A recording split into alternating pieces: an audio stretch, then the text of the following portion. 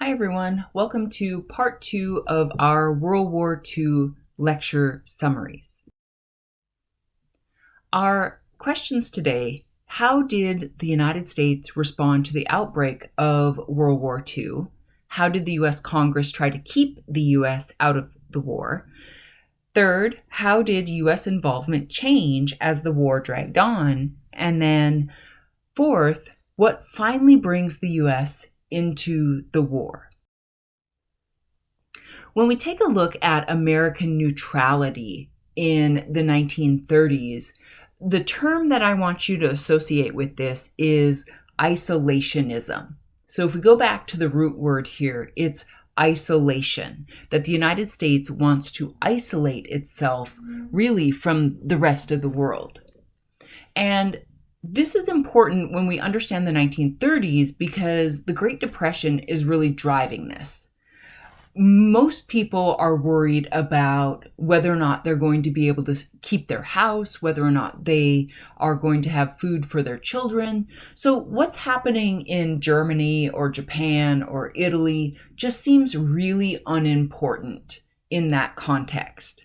And then when the war in Europe does break out in 1939, this is just all the more reason not to get involved. I mean, people remember how terrible World War I was, and the thought is, let's not do that again.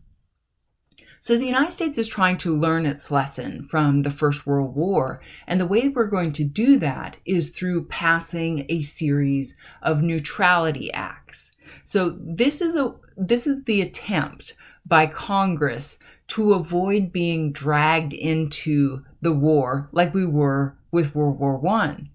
So in 1935, Congress passes a law that forbids the U.S. government to sell weapons and military supplies to any nation at war. And then in 1936, this is going to ban loans to nations at war as well. 1937, the Neutrality Act is kind of interesting because it recognizes that Britain and France are going to be on the front line of any conflict that breaks out.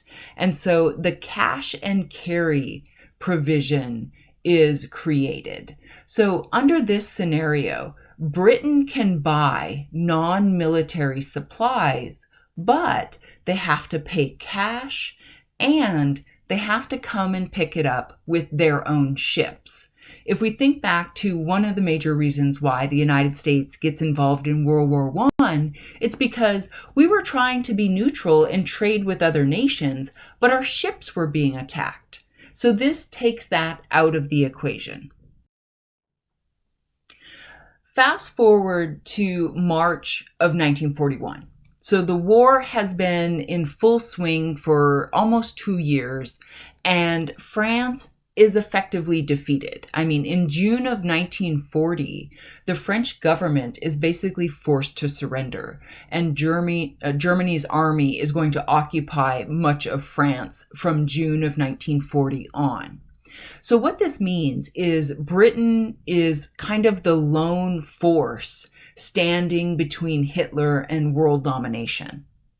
And the cash and carry policy has been fairly effective, except Britain is running out of cash. So President Roosevelt is going to propose the Lendlease Act that is passed by Congress in March of 1941. And this is a reversal of much of the Neutrality Acts. The Lend-Lease Act would allow the United States to loan, this is the lending part, to loan military equipment and supplies to Britain that they would then return once the war is over, or they would pay for things that are destroyed. President Roosevelt told this fun story about how if your neighbor's house is on fire, that you would loan them your garden hose to help put out the fire. But some conservative senators argued that the Lend-Lease Act was misguided at the very least.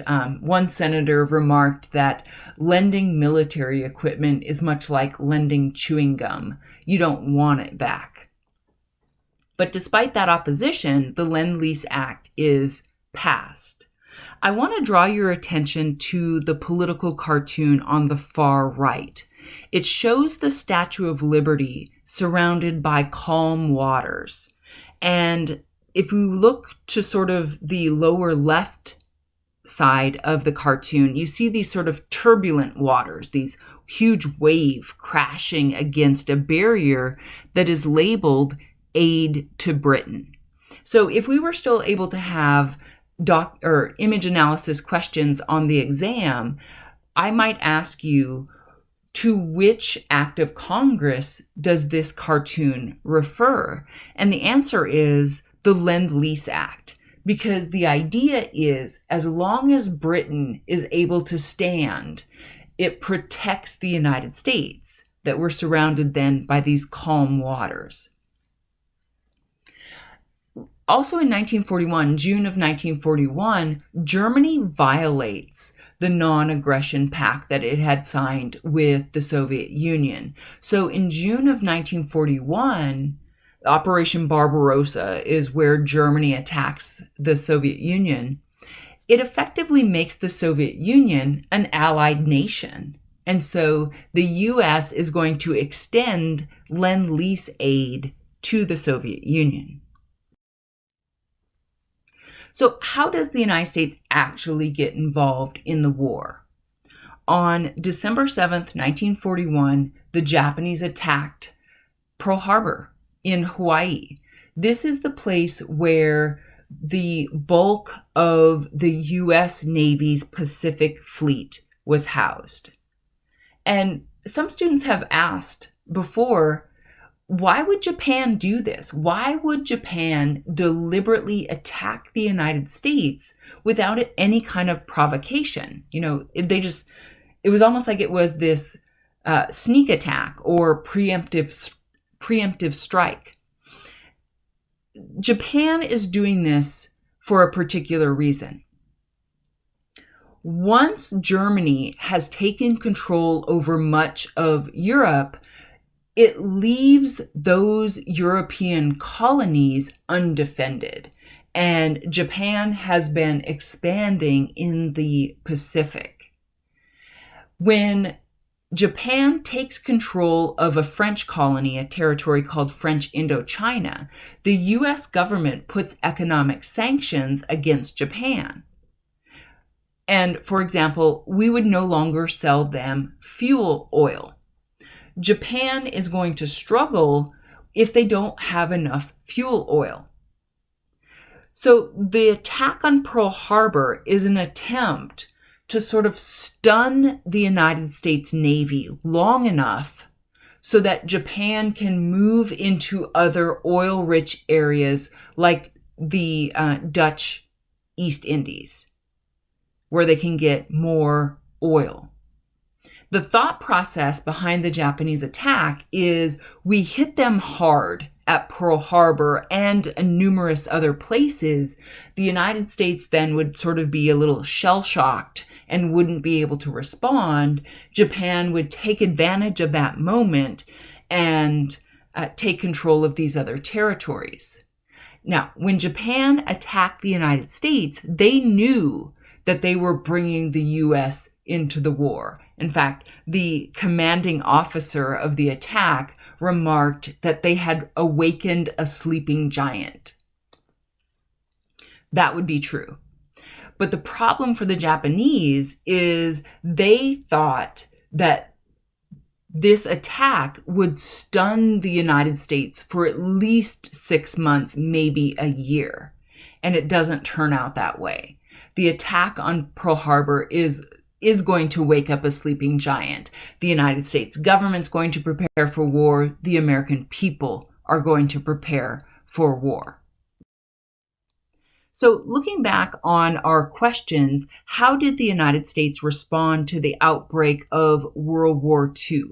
The answer is the isolationist sentiment is still very strong. Americans don't want to be involved in this war. They are not interested in being involved in this war. Second, how did the U.S. Congress try to keep the U.S. out of World War II? And the answer is the Neutrality Acts, that Congress had passed this series of laws designed specifically to prevent the United States from being dragged into the war. The Lendlease Act is a little bit of a shift in American foreign policy, but the effort is still to supply Britain and keep the U.S. out of the war. Third, how did U.S. involvement change? And that is the Lend-Lease. So we have to adapt to the changing situation to keep Britain propped up and fighting in Europe. And then what finally brings the U.S. into the war? The Japanese attack on Pearl Harbor. So stay tuned for part 3 of our World War II lecture summary.